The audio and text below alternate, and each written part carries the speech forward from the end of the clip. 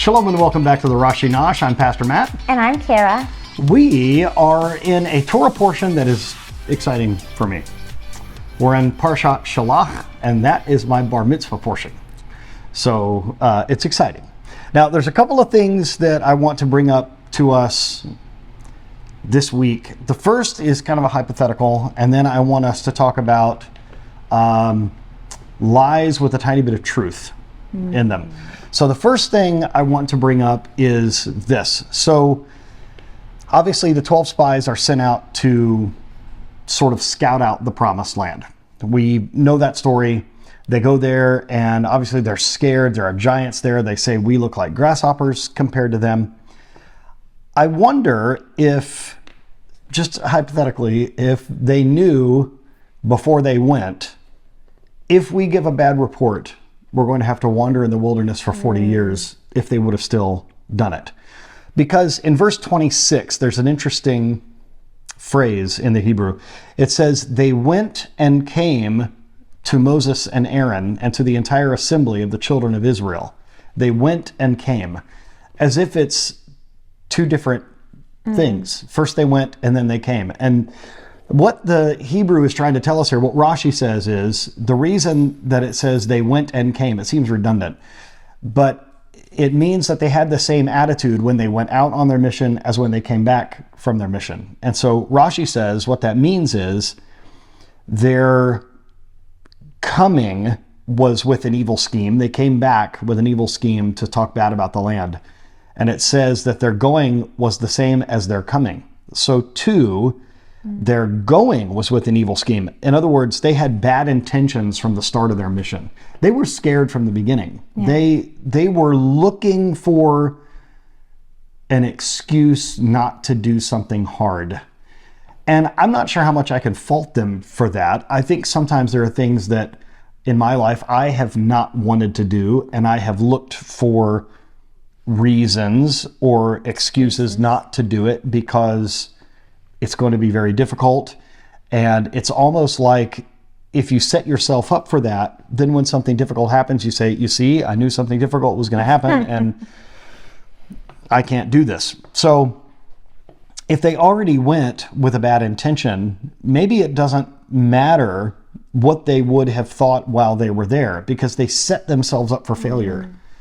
You can't go with a defeated mindset. You can't go on a mission that God has for you already thinking that it's going to go badly. You can't do that. You are putting yourself in the wrong heart, in the wrong spirit. So the first thing I wanted to do was to talk about that. I bet if the natural consequences were known to us of our bad decisions, I wonder if we'd make them. Yeah, and it's also a good reminder that you've got to, like you said, put your mindset where you want it, because just like when you buy, a new car, you never notice that model of car until you're looking for it all the time. Now you see it everywhere.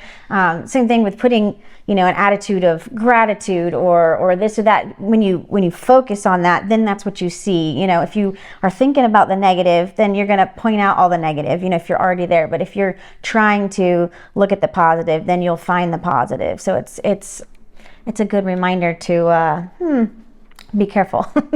I think if we look at it in a slightly different way, and I'm not trying to be silly with this, I'm being quite serious. If you have your attitudes, what you're saying is if you have your mindset already set on God is going to be victorious no matter what I face, then when you see a giant, instead of saying, oh no, that giant is huge, God can't do this, what your attitude should be is, wow, look what God's going to do. Look how big my God is, that he can do that. Take care of but you only have that mindset if you go in knowing we're going to be victorious because God said we're going to be victorious.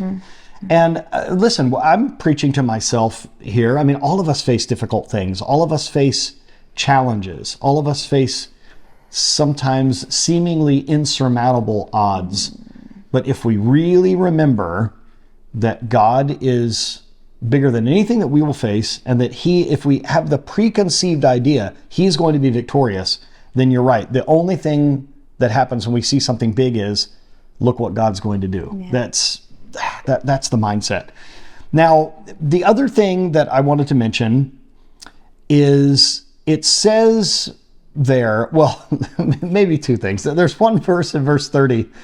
It says, Caleb hushed the people toward Moses and said, and what Rashi says is Caleb hushed, he silenced all of them. Now, they didn't end up listening. They didn't end up listening to Joshua and Caleb. They went with the authority, or they went with the opinion of the majority of the 10 spies that had a bad report, a negative report, a lacking in faith report. But I like when, when Caleb gets up, it says he silenced them. He hushed the people and said, we shall surely ascend and conquer it, for we can surely do it. Now, what Rashi says is, we shall surely ascend and do it. What's implied in the Hebrew is, even if our destination would be in the heavens, and God were to say, make ladders and go up to the heavens, that we would succeed in all of his worlds. So even if God says, make a giant ladder and go up to the heavens, that's what we can do. The faith is so huge. But here's the danger. The opposite of the faith is not necessarily just simple doubt. Sometimes the enemy of faith is fear that is fueled by untruth. And here's what it says here about verse 27. They reported to him, the other spies, we arrived at the land to which you sent us, and indeed it flows with milk and honey, and this is its fruit. So they said, they testified that what Moses said is true. It is a good land. It is flowing with milk and honey. Here's some of its fruit. We brought it back to show you how awesome it is. But in the next verse, but the people that dwells in the land, they are powerful, and their cities are fortified and large, and we saw them, the offspring of the giant. It's terrible that we have that little bit of truth. Moses, you're right. What you said is correct. It's a good land flowing with milk and honey. Look at how big these fruits are. But we can't defeat these giants. And what Rashi says here, and what the elucidation on Rashi says, is that in any false matter, a bit of truth, if they say that at the beginning, then it allows us to convince people of the untruth. But what's interesting is the bit of truth at the beginning does not hold up at the end of the story. We have to always look for the truth and to see if the truth carries through. Or is the truth just a prop or just a setup to say, yes, this is true, and now let me tell you this, like you're trying to fool the people because this is true, then the other thing is true, that God cannot give us the power to to do it. And the other thing that I think, just a little fun thing about the giants that are there. Amalek dwells in the land of the south. The Hittite, the Jebusite, the Amorite dwell on the mountain, and the Canaanite dwells by the sea next to the Jordan. This is where Caleb says, no, we can do it. But then it says in verse 31, but the men who had ascended with him said, we cannot ascend to that people, for it is stronger than us. It is stronger than us. Now, what is really terrible is if we read this in verse 31, in the Hebrew, it doesn't say stronger than us. It says stronger than God. And it is only polite that we say in English, they are stronger than us. Because even if they had not said it directly, that's exactly what they're saying. If God says, you will defeat whoever's in there, and then you say, but there are giants and they're bigger than us, your faith is not lacking in your own power. Your faith is lacking in what God said. God said you can do it. And literally in the Hebrew it says the people there are bigger than us, they're stronger than us. What it really says is they're stronger than God. And that's a dangerous thing to get into. So we don't want to have that kind of attitude, even by implication. We don't want to say, if God says we can do it, and then we say, no, we can't, we're doubting God, not ourselves. Which is sad too, because they've obviously seen big things that God could do, and they've already forgotten that. But haven't we seen big things that God does? And then sometimes when a scary situation comes along, we forget. And this is why, brothers and sisters, and I mentioned this week in Pearls of the Torah, this is why we need to have reminders. We need to have people around us to remind us of, no, we can do it. And remember, the reward for standing up for what God said was these two people, Joshua and Caleb, were the only two that survived of their entire generation. They're the only people out of that generation, the only two older people of their age that entered into the promised land. And the last thing I'll mention is just a fun fact. We know from Jewish history that Caleb, his family converted, that they're people from the nations that joined Israel.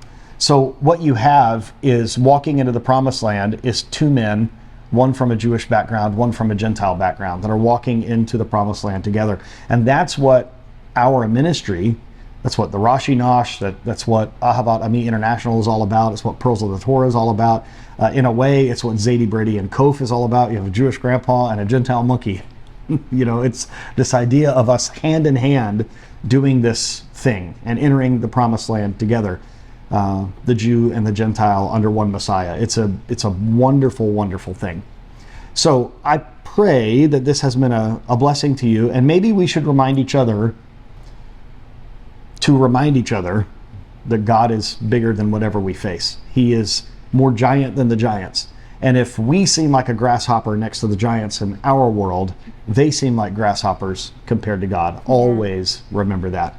Thank you once again for joining us. We pray God's richest blessings on you, and pray for us as this week we are on a retreat with 12 teenagers. How exciting is that? Just like the 12 spies. Hopefully more than 2 of them won't be positive. We have a good report. We were hoping for 12 good reports. It's going to be awesome. So thank you all for praying for us, and we'll see you next time. Shalom.